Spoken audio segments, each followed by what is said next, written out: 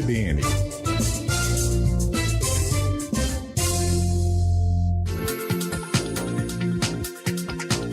Seu direito.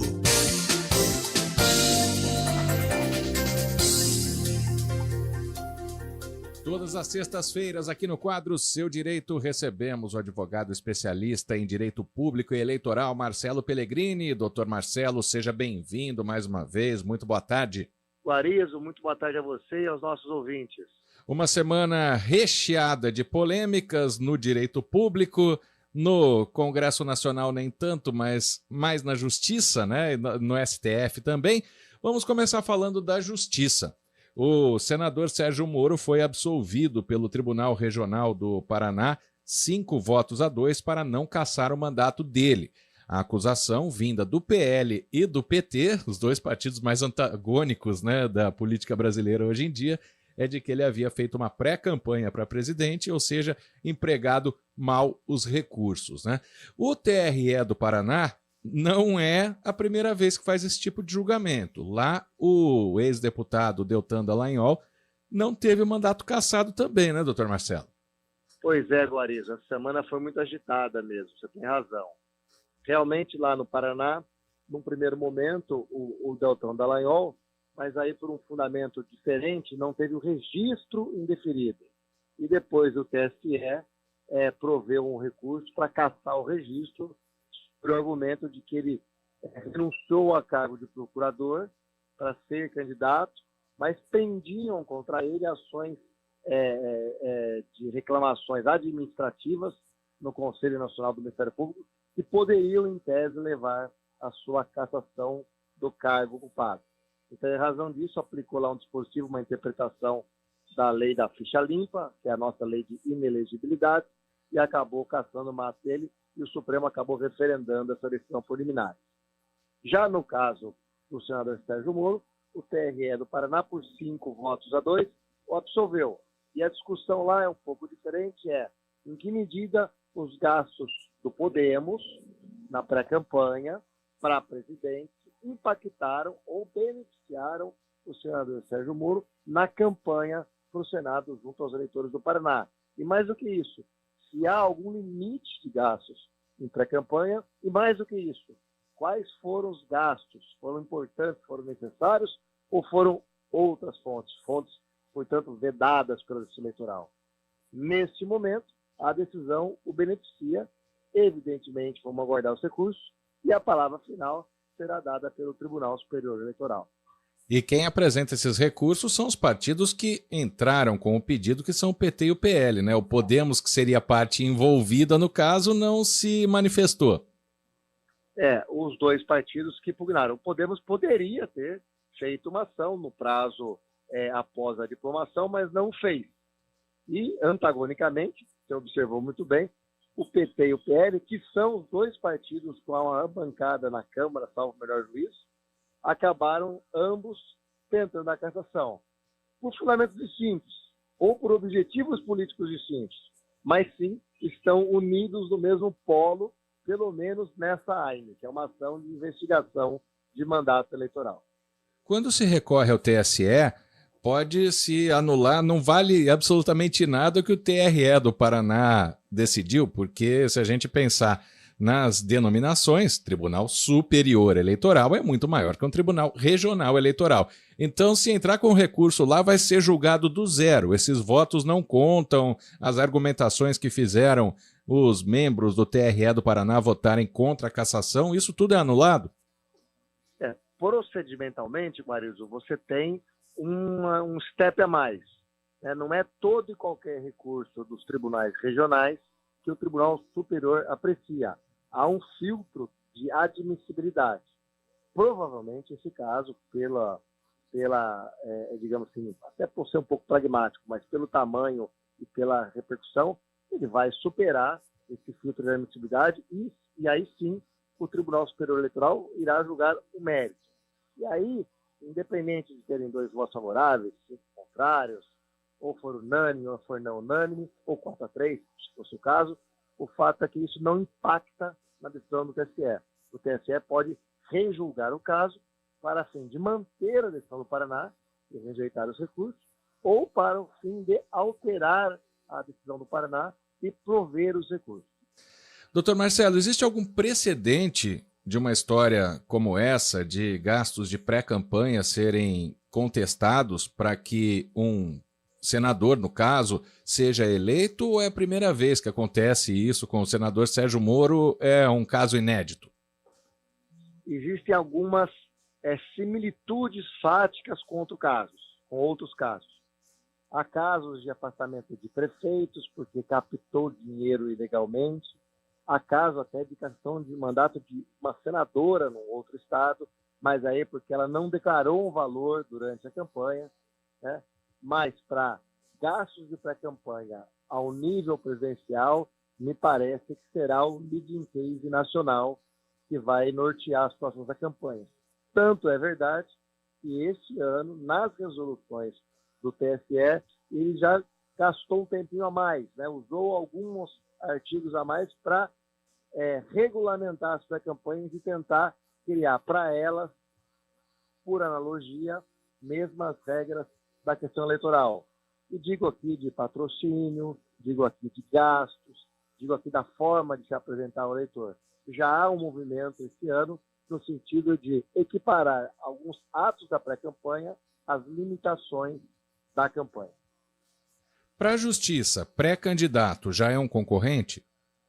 Não, só é candidato com a convenção, que é o ato pelo qual, me desculpe, o partido ou a sigla indica os seus candidatos. Até as convenções, todo mundo é pré-candidato. E não tem nada de errado também se dizer e se apresentar como pré-candidato, fazer reuniões, colher sugestões para depois apresentar à população.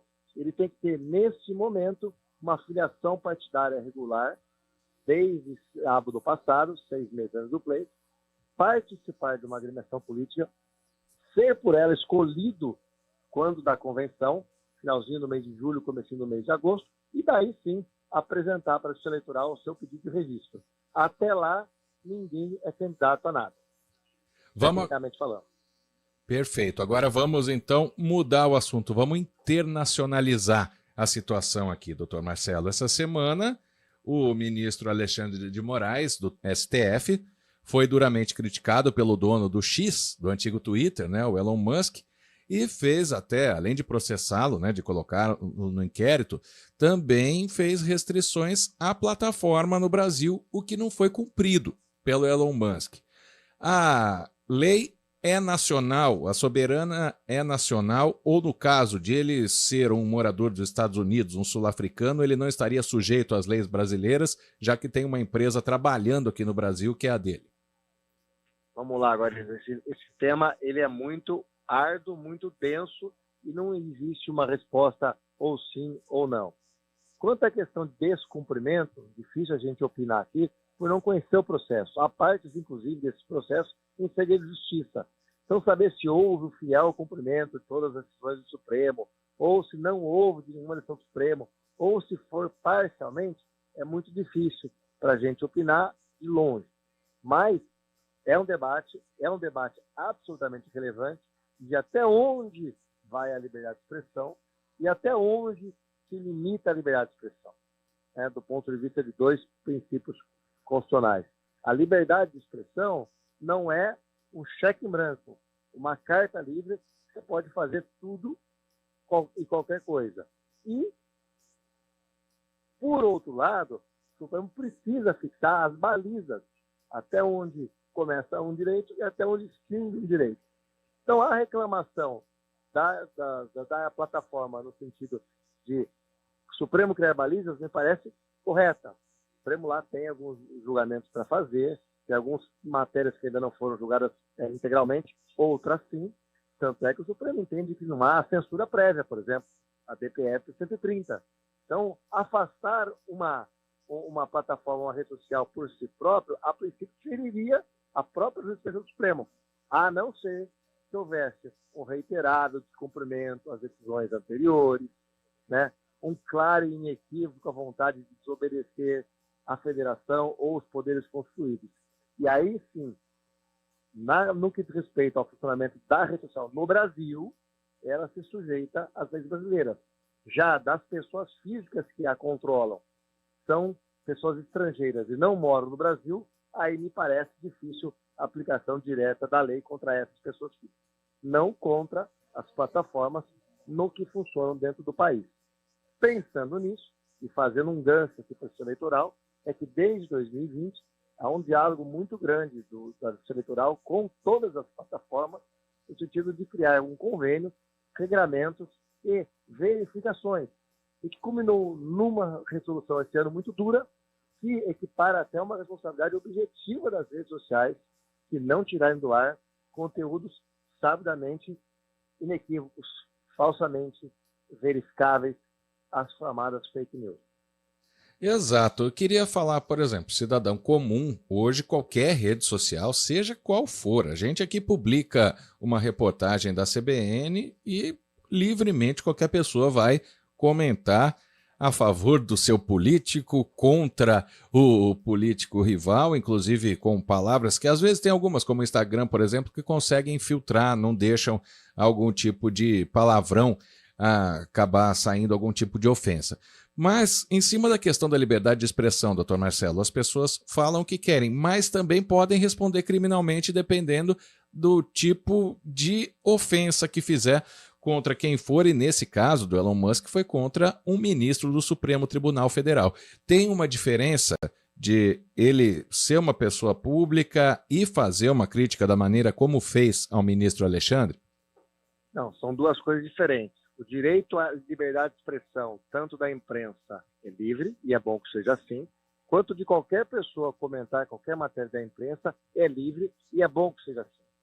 A discussão se dá quando há um extravasamento disso, né? Vira uma agressão, uma apologia ao misoginismo, a defesa de valores não democráticos, e aí sim merece uma intervenção do Estado, sem prejuízo de qualquer pessoa, física ou jurídica, que se sentir ofendido por qualquer agressão nas redes sociais, acionar aquele que fez a manifestação nas redes, tanto civil quanto criminalmente.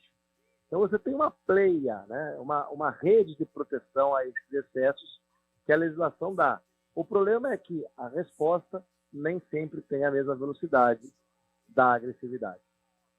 A gente tinha muito assunto para falar, pode deixar para a semana que vem ainda, como por exemplo, né, conteúdos sabidamente falsos que têm sido publicados nessa rede e até em outras, mas o nosso tempo aqui, infelizmente, é curto, então eu quero agradecer muito ao Dr. Marcelo Pellegrini, advogado especialista em Direito Público e Eleitoral, por mais essa participação com a gente no quadro Seu Direito. Muito obrigado, Dr. Marcelo, grande abraço, até a semana que vem. Olha, Guariz, eu que agradeço, realmente é um tema muito difícil e definir o que é sabidamente falso tende ainda de uma boa amadurecimento das instituições da democracia brasileira. Muito obrigado e um bom final de semana a todos.